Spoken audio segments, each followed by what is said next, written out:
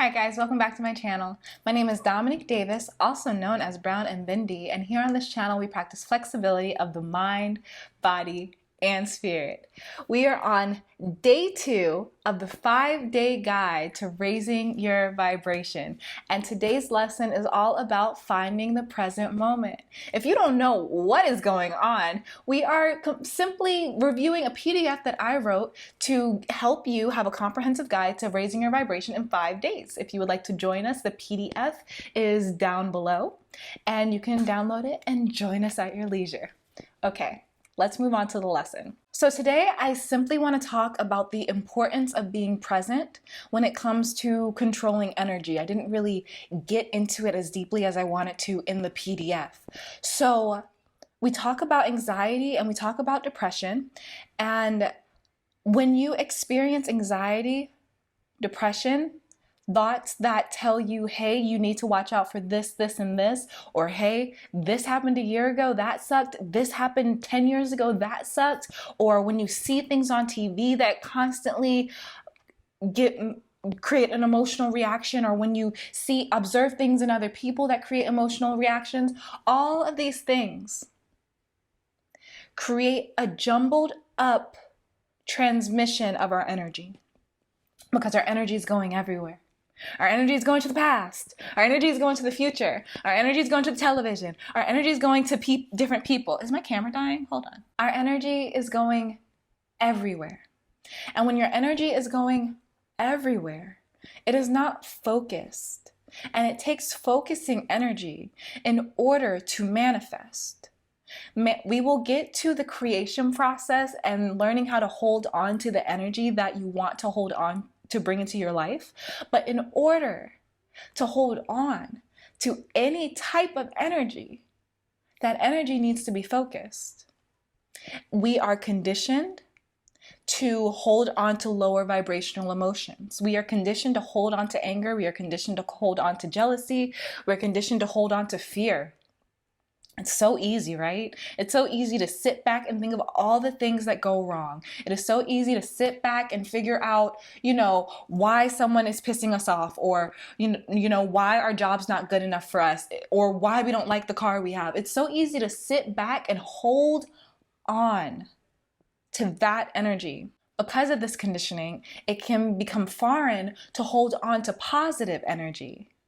And holding on to the positive energy, focusing on the positive energy, is where the manifesting comes in. Lower vibrational emotions thrive in chaos. So when your energy is everywhere, of course, it's super easy to hold on to those lower vibrational emotions. But when your energy is focused, it becomes easy to focus your energy on thoughts and concepts that serve you and allow you to shift into a vibration that serves you, because it's a vibration that matches all those cool things that you want to manifest, right? I also do mention in the PDF that I have suffered from anxiety, and reading over the PDF, I do understand that it can seem like I'm coming off a little dismissive of people who have anxiety. So I do want to take this time to talk about my anxiety symptoms and what I have gone through, because I haven't talked about it a lot on the channel. Very quickly, my mom, you guys know, a lot of you know, my mom was disabled since I was born. I came into the world and she was disabled. She has MS, which is a really frustrating disease because you can't predict when you're going to have flare-ups. So I came into the world with a parent who had her own anxiety, and I never knew when my parent was going to be well enough to take care of me and well enough to have space for me. And my mom, she had all the space for me. Like, you can tell, I turned out pretty great, she had all the space for me. But a child knows when their parent's suffering, they could feel it energetically. So that created intense anxiety, intense social anxiety. I would say the most frequent symptoms of anxiety that I had would be brain fog and fatigue. when I'm in social situation, or when I was in social situations, I would not be able to think clearly. I would not be able to speak clearly. I would often just shut down. I would go and leave so I could sit down or lay down somewhere or just sit in a corner and not talk. And that was the more calm symptoms. On more intense days, I would suffer from panic attacks. I've had panic attacks last for hours. I am so grateful because I have a friend, her panic attacks last for days. You know, like anxiety varies for different people, but my anxiety attacks and my panic attacks would last for hours. Before I was learning about the law of attraction and was learning about awareness, you know, I wouldn't even know I was having a panic attack. I would just be angry with people and just saying like, leave me alone. Don't talk to me right now. Like, I can't do this right now. I would go to that place instead of understanding why my brain was shutting down and why I was shutting down.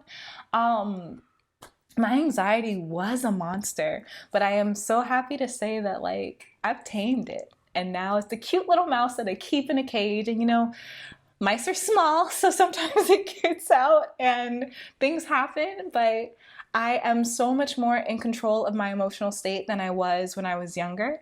And that's what I want to give you guys, because everyone suffers from anxiety.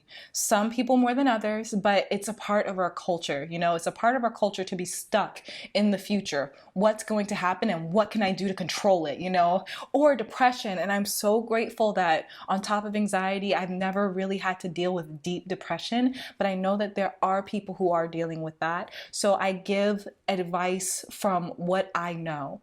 And I hope that the way I come off in the PDF isn't dismissive, because I do not want to dismiss anyone going through anything. We are all in this together. We are all working through this together. And, you know, we are all just trying to find the light. So, yes, I am happy that we were able to discuss that. Let's quickly look at the exercises. Okay, so I'm really excited about today's exercise because it will be a changing point for a lot of you. A lot of people think that meditation is just focusing on one thing. So if you have a problem, you might say, hey, let me meditate on this problem. And then you just sit and ruminate on the one problem. And that's not what meditation is. Meditation is, some people believe that it's cultivation of self.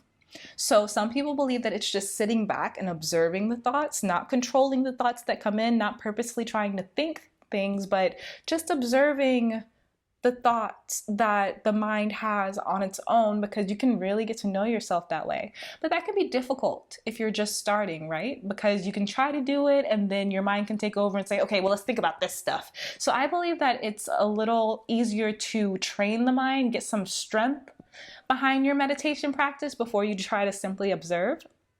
So I think a great way to do that is by the counting exercise that I give in the PDF, which is where you simply just count your breath for 1 minute and push away thoughts as you're counting your breath. Because this builds strength, this builds focus, and it allows you to give your mind space, and it allows you to feel what it feels like for your mind to have space, especially if you've never meditated before. So that's that practice. And then again, just reflecting on the emotional highs and lows of the day.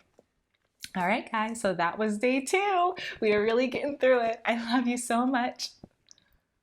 Well, I do love you, but I have the worst habit of telling people I love them at inappropriate times. But I love you so much, and I will see you tomorrow. Have a good day. Bye.